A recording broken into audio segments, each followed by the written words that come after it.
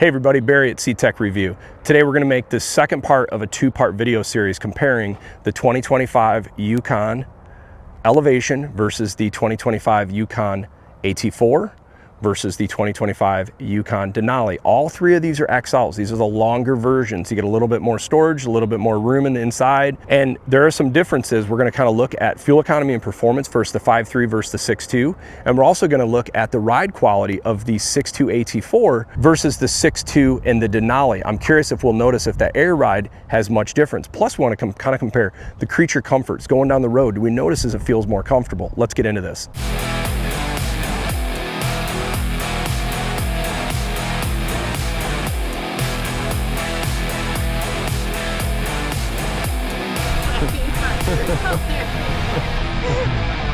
Before we do our drive review, I just want to show you the underhood comparison of the 5.3 versus the 6.2 liter. First thing we kind of notice, you got the intake on this side, we got our coolant system, your oil fill, got some different junctions kind of sitting nice and high. You can kind of see this is open right over here, and this is where you would fill up your windshield washer.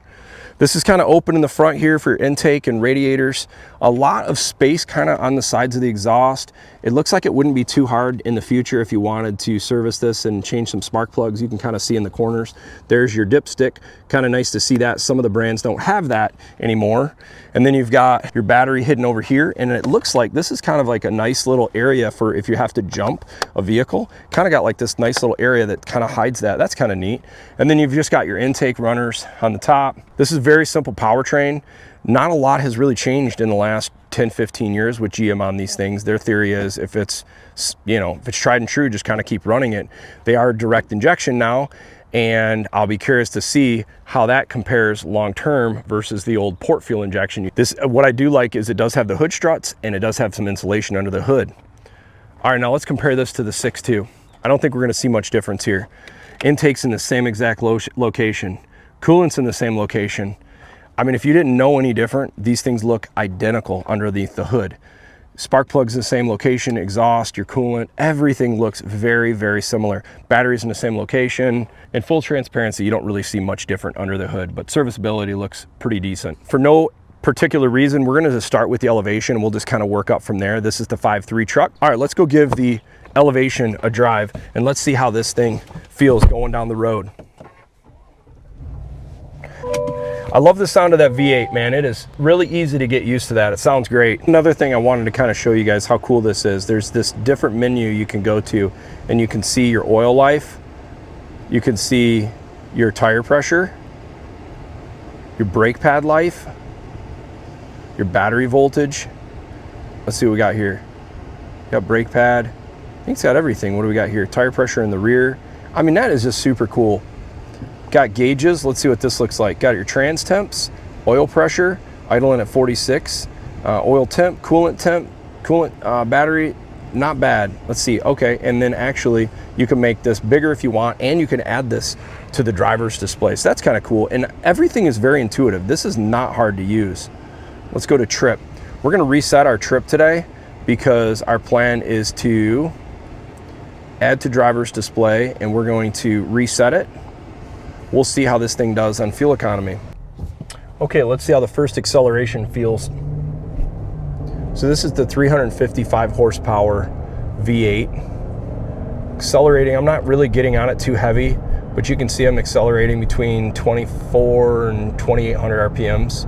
And just like that, we're at 55 miles per hour. Interior road noise. First let me start with the seat comfort. These seats are really comfortable, actually. I was worried they wouldn't be very comfortable, but they actually feel pretty nice. The steering wheel is very nice, like supple leather material. Where I put my elbows feels good. Both spots, I really like that. Just this cockpit area feels really decent. The gauge cluster looks good. And the other big thing for me is the heads-up display works really well. And it actually, you can see it with polarized sunglasses, because that's always a problem, I feel like, for me, is the polarized sunglasses, the heads-up display not working. You've got the really nice rear view camera setup. What I've mentioned before in other videos when I've done Yukons and silver GM vehicles is the V8s, man, they're just smooth cruisers. I don't know how to explain like how nice these things go down the road. It's always impressed me how smooth they've been able to make natural aspirated V8s drive so nice down the road. And you can kind of see you got the nice map in the middle display. And then you've got your traditional gauge cluster.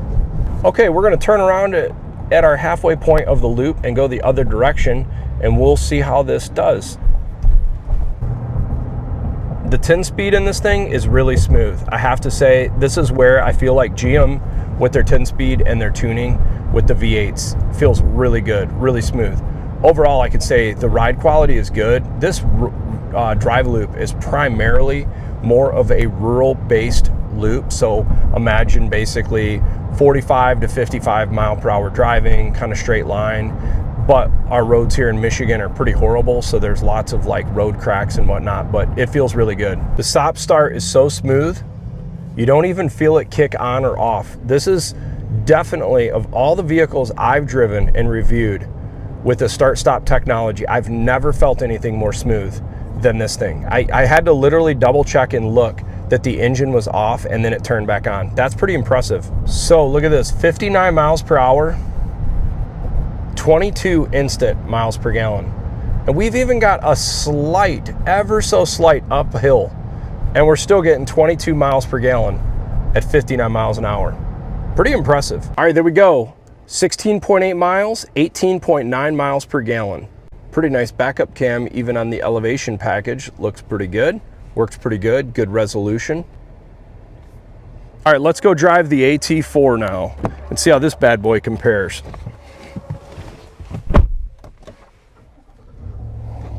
Got that beautiful, healthy V8. We're gonna make sure we're in two-wheel drive. We are in two-wheel drive, and want to make sure we're in the right drive mode.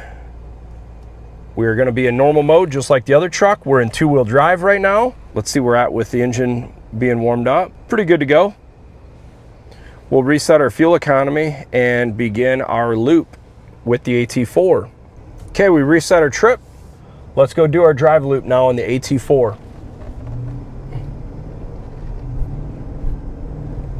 You can just immediately feel the 6.2 just feels like it wants to go. It feels a little stronger, I'm not gonna lie. And I also noticing as I'm accelerating, it's accelerating at a much lower RPM. So that's kind of cool. Okay, so we're gonna do the halfway point now and turn around in the AT4 Yukon. Same spot, 59 miles per hour, about 20 miles per gallon, almost identical, pretty impressive. Okay, we're just gonna finish up our loop here at La Fontaine, and guys, how awesome is that? That huge American flag out front, love it. There we go, guys, this recorded 16.5 miles at 19.2 miles per gallon. All right, let's finish up our loop now with the Denali XL. All right, we're gonna ensure the Denali's in two-wheel drive, which it is. We want it to put it in normal mode to get the best fuel economy. I'm starting to get used to these gauges now.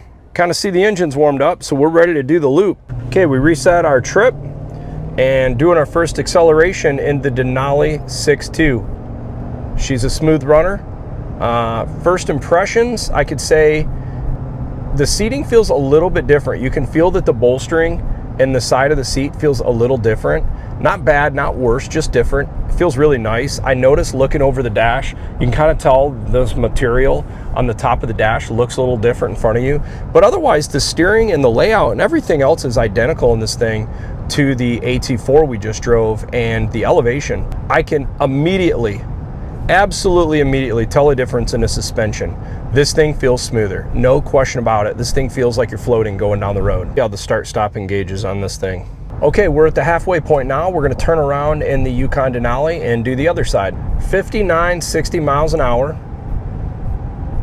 21, 22, 21 miles per gallon at 60, same exact spot. Pretty impressive. Another thing I've noticed on the Denali versus driving with the AT4 and the elevation is just how quiet this thing is. I don't know if it's the different tires or if it's got different sound dampening or active noise cancellation, but this thing is really quiet going down the road. And you actually got to watch yourself because it feels like it wants to speed because it's so quiet. You don't even realize how quick you're going. All right, there you go, guys. 16.8 miles, 21.3 miles per gallon in the Yukon Denali. After driving all three, it's kind of fun to go from the good, better, best. And obviously I mentioned in the first video, this is the transport wheels that are on the elevation. They're just getting this vehicle prepped. But it's pretty wild to see how far General Motors has came in the past few years of really, they've always had, I thought, a pretty decent looking full-size SUV, but now the interior is like incredible. I really like it a lot, and it's fun driving the 5.3 versus the 6.2, and then going from standard suspension to a little off-road suspension to the Denali. They all have their unique nuances, and you just have to ask yourself which one fits the best for you. So after comparing the elevation to the AT4 and to the Denali and being able to see the differences between the different suspensions, the different engines, it's really cool to see they're offering so many similar but yet different rides. If you're looking for the lowest priced option, get the elevation. Looking for a little off-roading capability, two-tracking up north, whatever, get your AT4. If you're wanting the ultimate smooth cruiser on the highway for touring long distance, man, this Denali is incredible with that air suspension. It was noticeable, guys. I can tell you, after driving all three, the Denali air ride suspension on that thing, it was really amazing. And the sound deadening on this, it just seemed a little bit quieter on the road. For me personally, though, I'm kind of a fan of the AT4. I think that like off-road front end and the looks and sits up a little taller. I think this is a really tough looking SUV. I like it. I think that's a great value. But if you're looking for truly the best value, the best bang for the buck, the elevation is really hard to beat for 2025. It's got the same infotainment system, the same lane keeping system, similar interior, similar heated cooled seats. I mean, it is really pretty much the same vehicle as the AT4 or the Denali inside, with just a little bit different finishes on the leather and the dash covering, and you're getting the heart and soul of both of these. And what's cool is all three of these things had the 4 high and 4 low transfer case and max trailering towing packages. So hey guys, I hope you enjoy this video, kind of doing a two-part series, breaking up the interior exterior overview technology, doing a drive and ride review of the 5.3 versus the 6.2 versus the 3 different trim platforms and how you can feel the brake feel, pedal feel, ergonomics, the interior. These things are really nice and really smooth. And if you had a question, what changed from 2024 to 2025? This is a perfect video to show you guys. This is the 24 Denali front end, this is the 25. Look at the grille shape, look at the grille face, look at the bottom fascia, look at the headlight shapes. There, it's completely different. It looks similar, but it is still pretty different. Go down the side, they're pretty similar there. Badging got a little bit different. Cladding down the side of the doors looks the same. Look at the back ends though, you'll notice some differences here as well. Notice the GMC badge over the top of the middle of the liftgate here, and then it says Denali down below and Yukon here.